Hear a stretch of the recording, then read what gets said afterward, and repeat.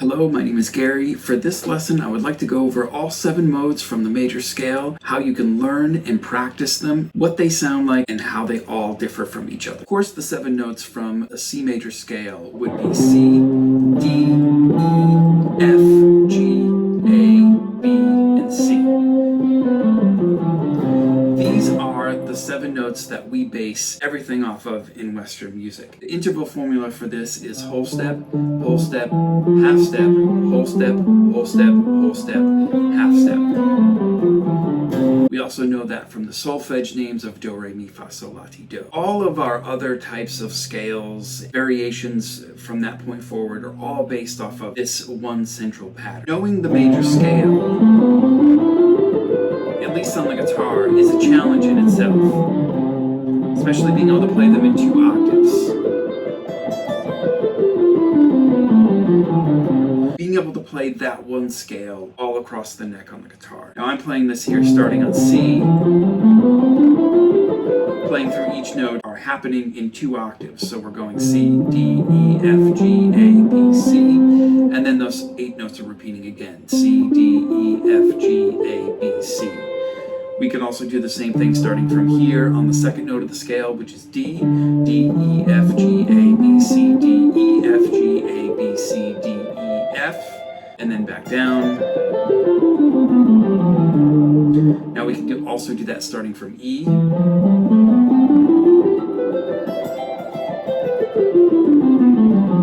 So that's E, F, G, A, B, C, D, E, F, G, A, B, C, D, E, F, G. And then back down. We can also do this starting from F.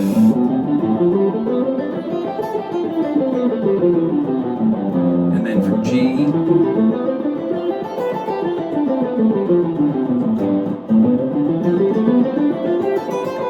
Here's A. Here's B.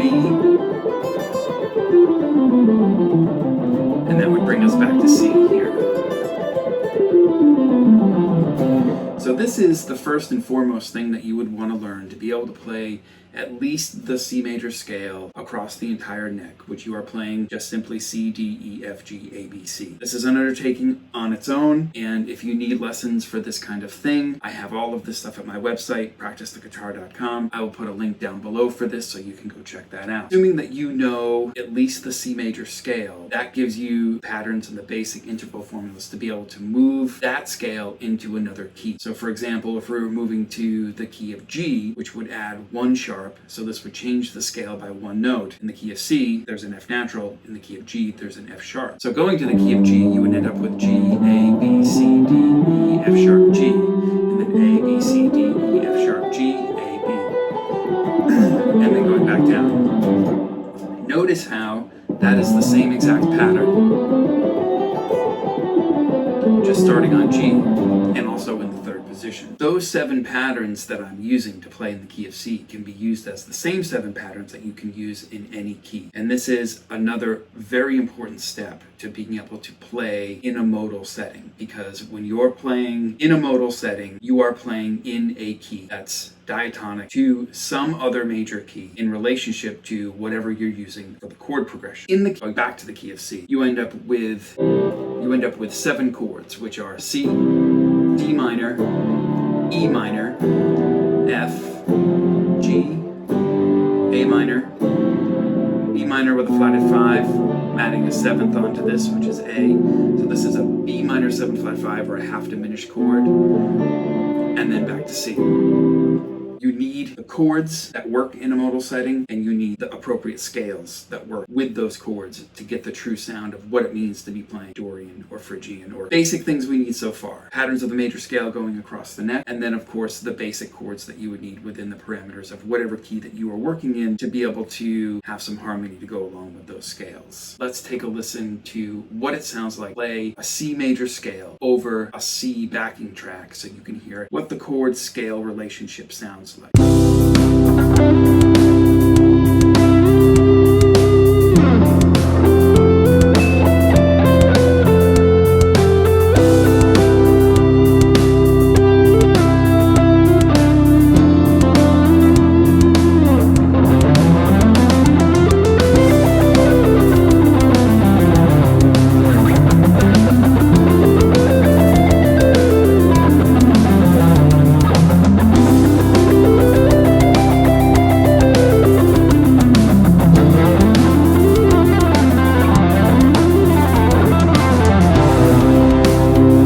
chord progression, we are playing a C major chord that's moving to an F major chord, and it's 2 bars of each one of those chords going back and forth. Now this is important to connect with these 7 notes, because what we're playing over is what we would call the 1 chord in the key of C, or the home chord or the root chord, and then we're moving to the 4 chord, which is also beginning from, or the root note of the 4th degree of the major scale. So C, D, E, F. So we're moving between the 1 and 4, going back and forth. Seeing that relationship between those 2 chords is really important, because you want to see the relationship between those 2 chords in relationship to the key that you're playing in. So now this chord progression doesn't sound all that modal to most of our ears, but this is an important beginning step for this, because this is what we base every other mode off of. Now notice the sound of each one of those notes as you listen to that track and how they relate to each one of those chords, as well as the overall sound of the scale going back and forth. Each one of those notes has a certain characteristic in relationship to the chord, and that's the important thing to take away from all of the other modes that we're going to look at in this video. Now looking at the Dorian scale, the notes are going to change. The Dorian scale is the 2nd mode played from the 2nd degree of the major scale. In the key of C, 2nd note would be D. So if we had a C major scale and we were going C, and we moved that scale starting and ending to D, you would get this sound. This is the common way that these modes are labeled and also taught, where if you take the same scale and start and end that scale from that 2nd starting note, you would have that Dorian mode. Now my only issue with this is it's a really great way to begin to understand what happens when you're playing from the key of C, for example, and then moving to the key of D Dorian. The thing between those 2 keys, if you will, is they're the exact same notes. So you don't exactly hear the sound difference or the vibe difference between each one of those modes, because you're still playing the same 7 notes. If I took that C major chord progression where I was going C to F, which is 1 and 4, that's going to have a certain sound, especially in relationship to those notes. You heard that on the track that we just played over. But now if we say, for example, if we did D minor to G major, so G in relationship to D is the 4th degree, and in the key of C, G is a major chord, so that would work going from D minor to G major. But notice how you're hearing the exact same notes. This would be a D Dorian scale. So those are still just D, E, F, G, A, B, C, and D. Now the formula for a Dorian scale in relationship to the Dorian starting note, or the 1st note in the Dorian scale, would be the root, the 2nd degree, minor 3rd, 4th degree, 5th, natural 6th, flat 7, and then back to the root again. But now that's being described to you in relationship to as if you were in the key of D major, because a D major scale would be D, E, F sharp, G, A, B, C sharp, D. And then now if you lowered the F sharp going to F, that gives you the minor 3rd. B stays the same, but the C sharp would go to C natural, giving you the sound of D Dorian. I think you'll get a lot more out of this if we look at each one of these modes all starting from C. So in other words, if we go C major scale, then we go C Dorian scale, and then C Phrygian, and then C Lydian. That's going to really give you the sound of how and what changes with each one of these modes. Having gone over the basic idea of what the D Dorian scale would be in relationship to the C major scale, what if we just say the C Dorian scale? What are the notes in C Dorian? So that would be the same formula, which is root, 2nd degree, minor 3rd, which in this case would be E flat, 4th degree, which is F, 5th degree, which is G, natural 6th, which is A, and the flat 7, which is B flat. But now, the notes are totally different in relationship to the C major scale. That's important because, number one, you want to see that all the notes change. Number two, you want to make sure that you realize that you're playing in now a different key. And like I was saying before in relationship to C major and D Dorian, that you're playing a major scale from its second degree. If we were to start on C, then now C is the second degree of a B flat major scale. So what are the notes in a B flat major scale? They're the same notes: B flat, C, D, E flat, F, G, A, B flat, C. So this is the important thing to take away from really understanding the difference between each mode, is that you want to realize that you're playing in 7 different keys. Every mode based off of C in a different key or a different major key in relationship to the C major scale. That's the important thing to take away here. What you want to realize with the Dorian scale is that the Dorian scale is a major scale with the 3rd lowered by a half step, has a natural 6th degree, but the 7th is lowered by a half step. So again, that formula would be 1, 2, flat 3, 4, 5, natural 6, flat 7, and then back to the root. Let's get a feel for what this scale sounds like in relationship to a backing track.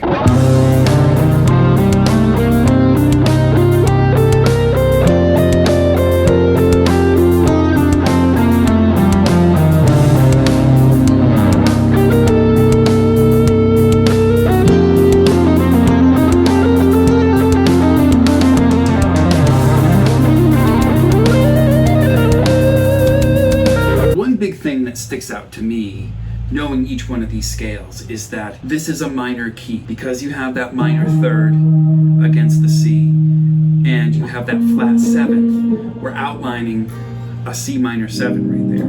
This chord progression on the track is going C minor 7 to F7, C minor 7 to F7, back and forth, which is perfectly outlining the B flat major scale. If you look at the chords in the key of B flat major, you have a B flat major 7, a C minor 7, D minor 7, E flat major 7, F7, G minor 7, an A minor 7 half diminished or minor 7 flat 5, and then back to B flat major 7. But what we're doing with this track is we're moving back and forth between C minor 7 and F7, and we're really hearing the C minor as the tonic chord or the home chord. So this is what you would consider a modal chord progression, because we're taking chords around the C minor 7 and placing them in a way where you hear that minor chord as the tonic. But what's important here is that natural 6th, which is in this key an A natural.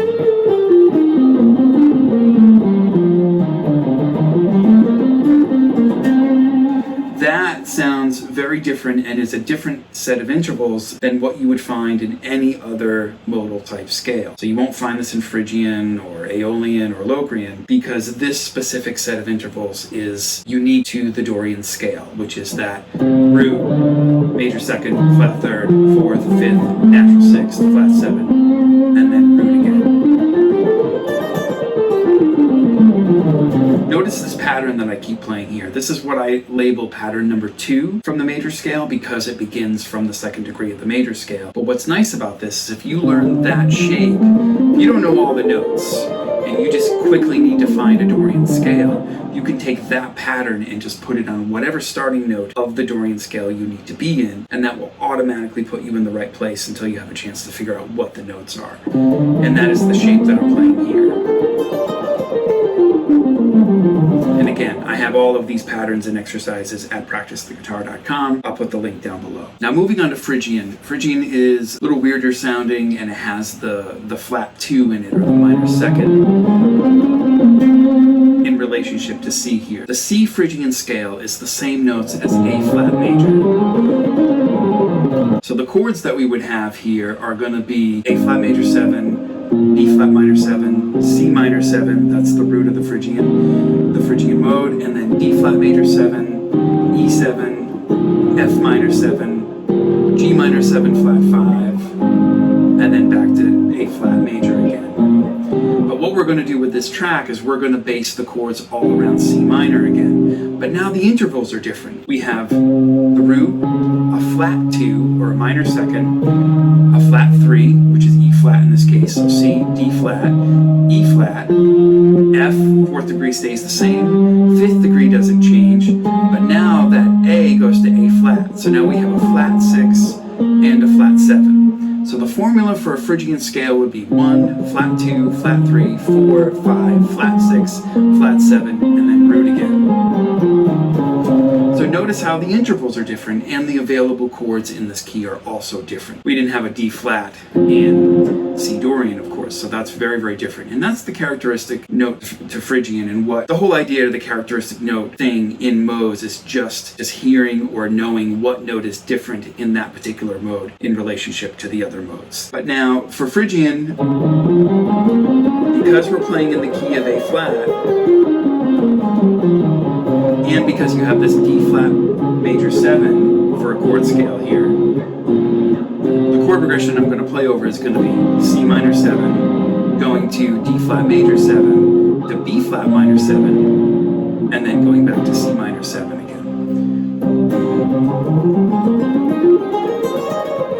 And the scale pattern that I'm using for this based around C is what I'm calling pattern 3. Notice a trend here. Pattern 1 of the major scale is going to begin on the root of the key of whatever key you're in. Pattern 2 will start from the 2nd degree. Pattern 3 will start from the 3rd degree, and so on and so forth. These pattern numbers will coincide with the modal names. So then if you're at a loss as to what key you're in or what scale or what the notes are that you're supposed to be playing to accomplish a specific mode, then what you can do is use the scale pattern number. I always say to students, learn the scale patterns first, be able to execute them across the neck to help you to build your technique, then learn some of the theory, and then as you start to get more comfortable with both aspects, slowly put those together. So then you can use both sides of it all together at the same time to make the music that you want to make. Some people go to the extreme of only learning patterns, some people go to the extreme of only learning the theory. But to really understand both of these, or to understand the whole big thing, you want to make sure that you get both sides. So let's hear what the Phrygian scale sounds like over this track.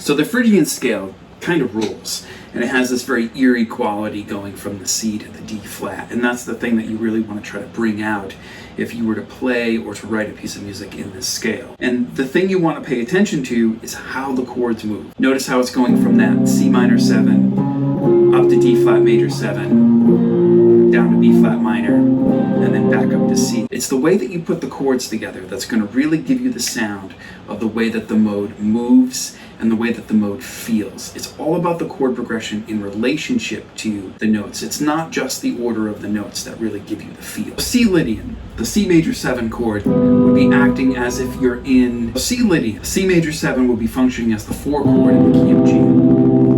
The intervals for the C-Lydian scale would be root, major 2nd, major 3rd, so this is a major mode, sharp 4 or sharp 11, 5th degree, 6th degree, 7th, and then the root again. Notice as well that I'm playing pattern 4 of the major scale, and I'm basing that around C major 7. The 7 chords in the key of G would be G major 7, A minor 7, B minor 7, C major 7, D 7, E minor 7, F sharp minor 7, 5, 5, and then back to G. But of course with C-Lydian, we're going to focus all those chords around the C chords. So we have C, D minor, E minor, F sharp minor 7, 5, 5, G major 7, A minor 7, B minor 7, and then back to C major 7. So the chord progression that I use on the track here is just simply going from a C major chord, and then over C, I'm just putting a D7 chord as well. So you'll hear how the pedal stays the same, or the root note in the bass stays the same over each chord, and it goes back and forth. It really gives you that Lydian feel because of that D major chord happening over C, and then the way that the chord progression is working, you're still hearing the C major as the home chord or the tonic chord here. That's really important. So let's listen to this one.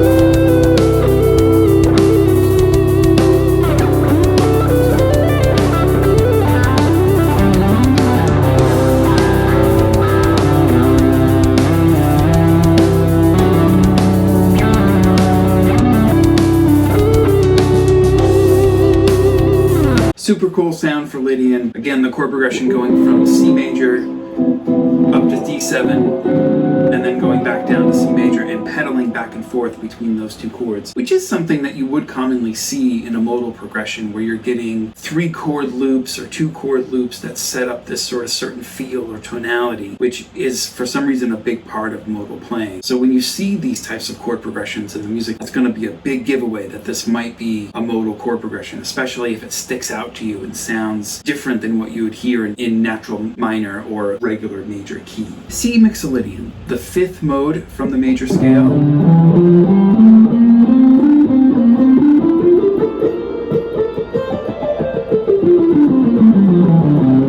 We have the root, major 2nd, major 3rd, 4th, 5th, 6th, flat 7, and then the root again. It's something that you would use as if you were playing over any dominant chord. When you see, for example, G7, well, a G7 chord is the 5th chord in the key of C major. G Mixolydian would be a C major scale. In this case, from C, if you had a C Mixolydian, or if you had a C7 chord, you would play C Mixolydian, which is an F major scale, because C is the 5th chord in the key of F major. Looking at those chords, you would have F major, G minor, A minor, B flat major or B flat major 7, C7, there it is, D minor 7, E minor 7 flat 5 or E half diminished, and then back to F again.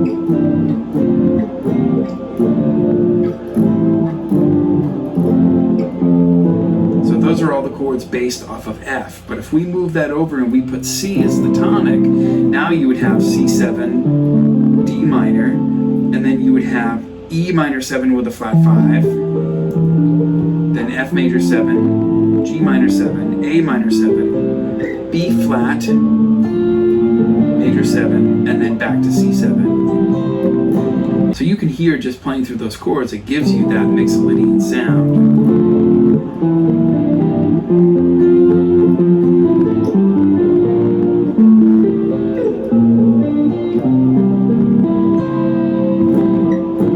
The chords that I'm using for the backing track here is C7 to G minor 7 and back, just this 2-chord vamp that goes back and forth between those 2 chords to really bring out the sound of that flat 7 against the C, which is the characteristic note of this Mixolydian scale.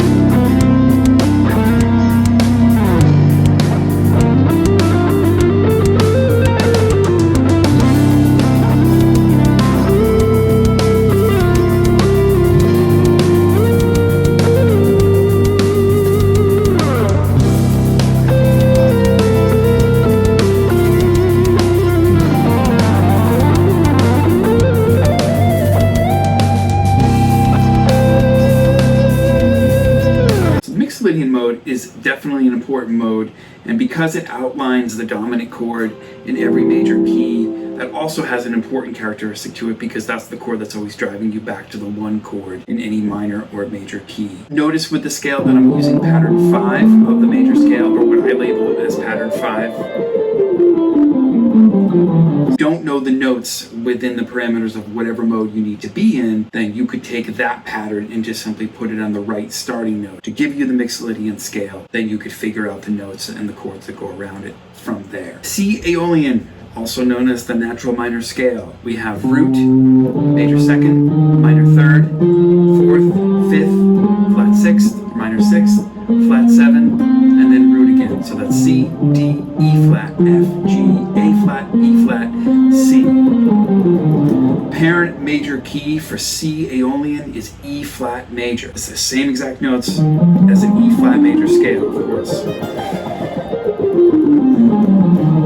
So the chords for this would be E flat major 7, F minor 7, G minor 7, A flat major 7, B flat 7, C minor 7, D minor 7 flat 5, and then back to E flat major 7. If we base that around C minor 7, we would end up with C minor 7, D minor 7 flat 5, E flat major 7, F minor 7, G minor 7, A flat major 7, B flat 7, and then back to C minor.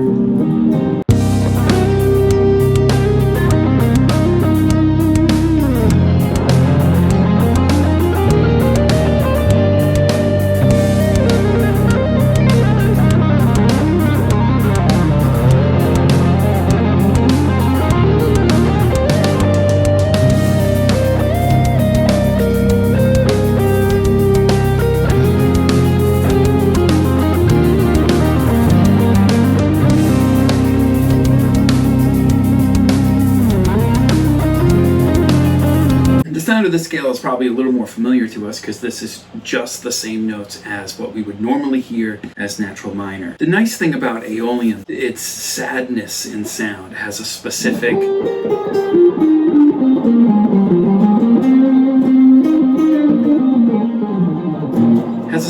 sadness to the sound of the scale, which I guess is what makes us use this scale so much in popular music. Notice that I'm using pattern 6 to play this scale from C. That will automatically give you the correct notes. And the chord progression that I use for the track, I'm using a C minor 7, an F minor 7, an E flat major 7, and G minor 7. And I'm just creating that loop between those 4 chords to set up the tonality of this C Aeolian sound. Locrian is probably the most weird of the 7 modes of the major scale. And in this case from C, we are in D flat major. So the intervals here would be root, flat 2, flat 3, 4, flat 5, flat 6, and flat 7, back to the root again. Definitely a very dissonant type sound. We are in the key of D flat major, so the notes would be D flat, E flat, F, G flat, A flat, B flat, C natural, and D flat again. But of course, if we base this off of C, we are basing a scale around the chord that is the 7th degree of whatever major key that you're in. So that part alone, because it has the minor third and the flat 5 in it, has a very dissonant type vibe. The chords in D flat major would be D flat major 7, E flat minor 7, F minor 7, G flat major 7, A flat 7, B flat minor 7, C minor 7 flat 5, and then back to D flat. Now if we base that around C minor 7 flat 5, we would end up with C minor 7 flat 5, D flat major 7, E flat minor 7, then F minor 7, G flat major 7, A flat 7, B flat minor 7, and then C minor 7 flat 5 again.